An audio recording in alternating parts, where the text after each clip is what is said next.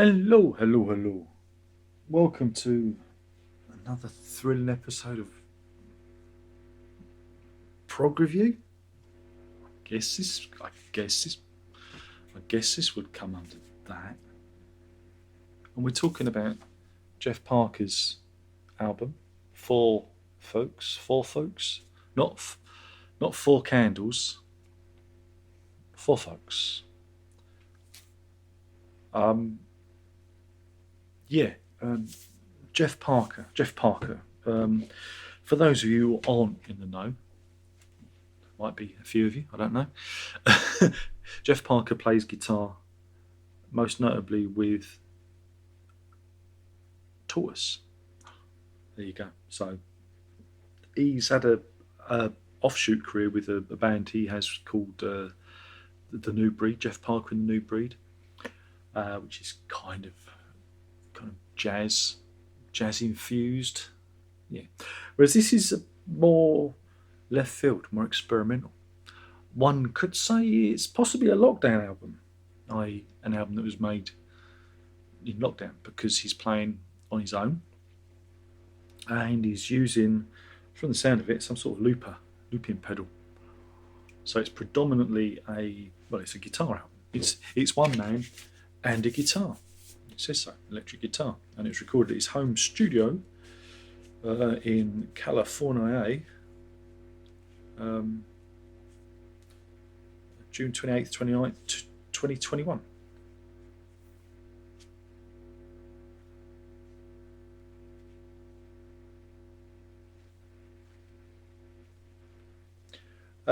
You do get some, just trying to move the fake Obi slip off because I can read what the liner note says on the sleeve.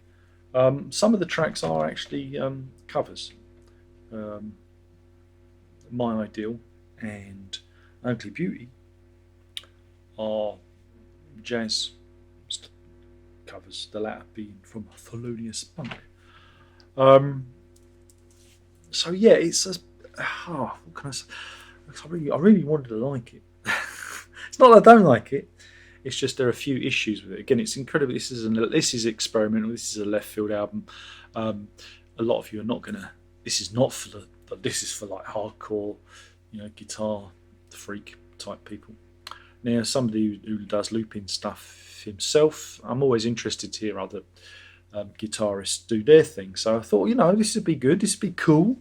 This would be cool to listen to. And again, I've got a lot of time and respect for Jeff Parker with what he does with Tortoise. Again, he's a great understated talent in that band, and it's great to see him play and his contribution to Tortoise.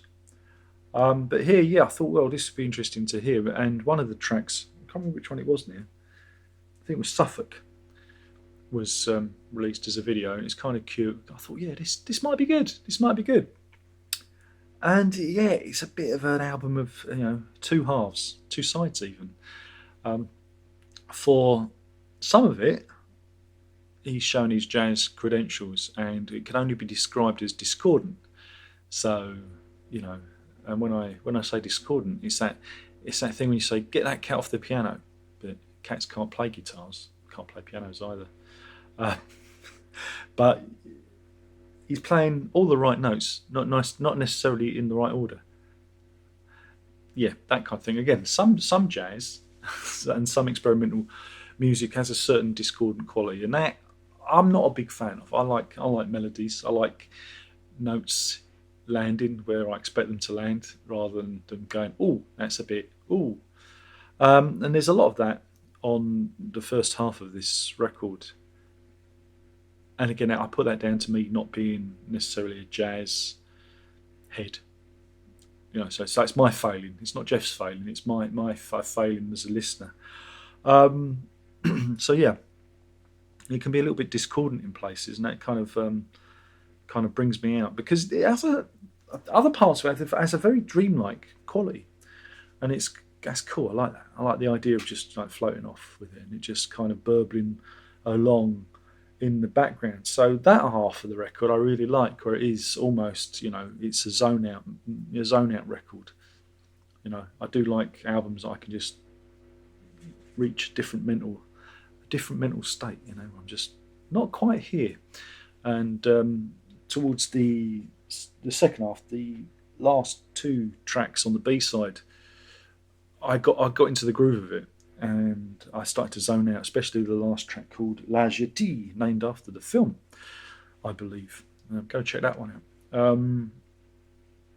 So yeah, it was again, it's six of one, half a dozen the other.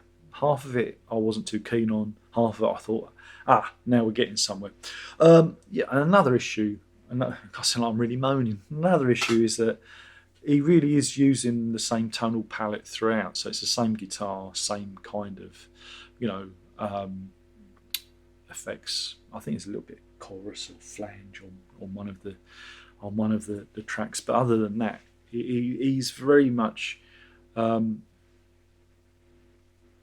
really stretching out tonally. So it's all feels very, you know, very familiar, or very much of the same. He doesn't really paint. He's using black, lots of black, or lots of grey. I don't know, whatever colour you want to choose.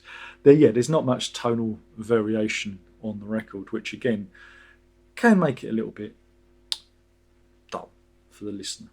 For me, not for you. You might like it. Again, I'm trying to be diplomatic here because people don't like it when you have opinions. But yeah, it shows you what a great player he is. Again, he's a very interesting player. Some of it, like I said, isn't necessarily for me, but you might like. I bet the stuff you like is the stuff I don't like, and the stuff I like you don't like. It could go that way. But do give it a listen if you like borderline ambient, because it is towards the end. It moves into those minimalist ambient territories. You might be interested in it if you're interested in Jeff Parker as a player. It's a different aspect of his career, so that's worth a go. Or maybe you just like the jazz, but it's not necessarily going to be for everyone. I don't know if you can stream this one. This is on what's the name of the record company? International Anthem Recording Company. We'll have a look at it. It's got this Obi strip there. It's got a nice stiff cardstock. There you go. And there he is playing his guitar.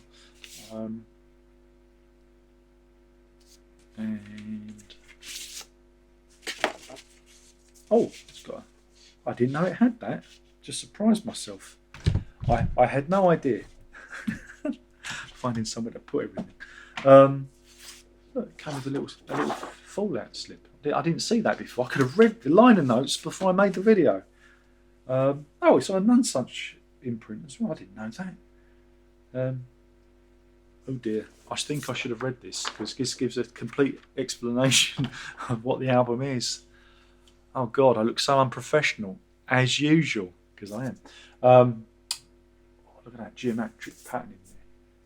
Oh, look at that. It's like a magic eye poster, isn't it? And this comes on Cool Mint. It's a bit like Listerine. Look at that. You can get Cool Mint. Is that a bit of fluff on there?